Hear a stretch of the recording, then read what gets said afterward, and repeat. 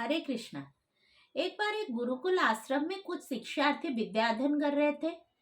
उन गुरुदेव ने उन शिक्षार्थियों को शिक्षा दी कि देखो बच्चे, सब में भगवान है।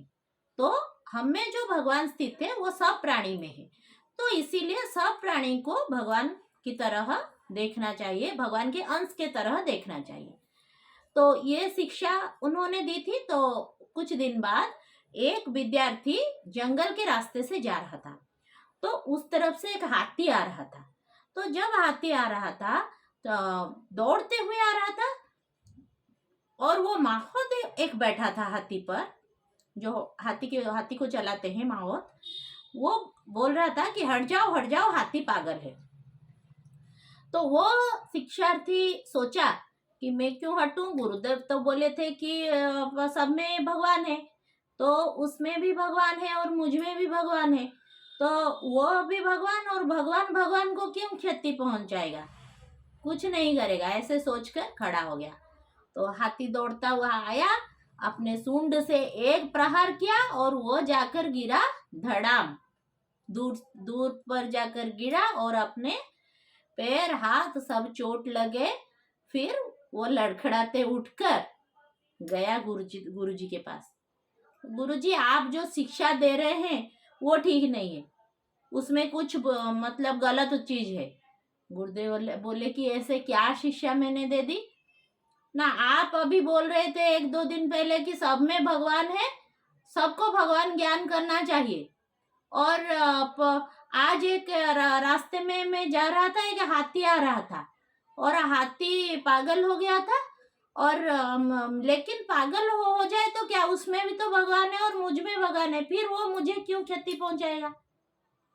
तो गुरुदेव बोले, तुम्हें तो पता चल गया होगा ना वो पागल है ना। हाँ, उसमें एक माहौत था, वो बैठा था, वो बोल रहा था हट जाओ, लेकिन मैं क्यों हटूंगा, वो उसमें तो भगवान है ना। तो वो जो गुरुदेव है वो बोले कि अरे मूर्ख, उसमें भगवान था, वो पागल हो गया था, उस शरीर में भगवान का अंश था।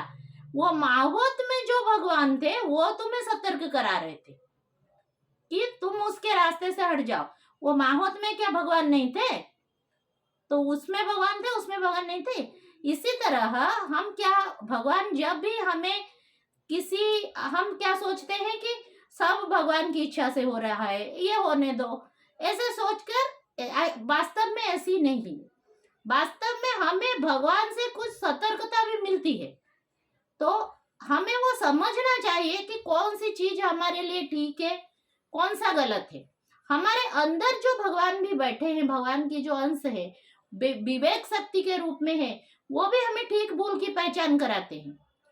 तो हमें क्या करना चाहिए, ऐसे जो बहुत सारे चीजें बताते हैं, ऐसे करने से भगवान मिलेंगे, ऐसे करने से, बहुत सारे साधु संत हैं, बहुत सारे चीज हमें बताते हैं, बहुत सारी चीजें हमारे आसपास हमें लोग ज्ञान देते हैं। लेकिन हमें समझना चाहिए कि उसमें क्या है। जैसे मैं आपको बता रही थी कि बोलते हैं कि जो श्री कृष्ण के विग्रह रखने से घर में, या श्री कृष्ण के हाथ में बंसी देने से सब घर का सुख चला जाएगा, दुख आ जाएगा, ऐसे लोग बोलते हैं। तो इस डर से कुछ लोग श्री कृष्ण भगवान के पूजा न करके एक शाश्वत आनंद को पाने से वंचित रहते हैं। लेकिन हमें क्या करना चाहिए, वो माहौल जैसे सतर्क कर रहा था, वैसे हमारे चारों ओर हमारे ग्रंथ हैं, बहुत सारे गुरुवाणी है, गुरु वाक्य हैं, ग्रंथ हैं।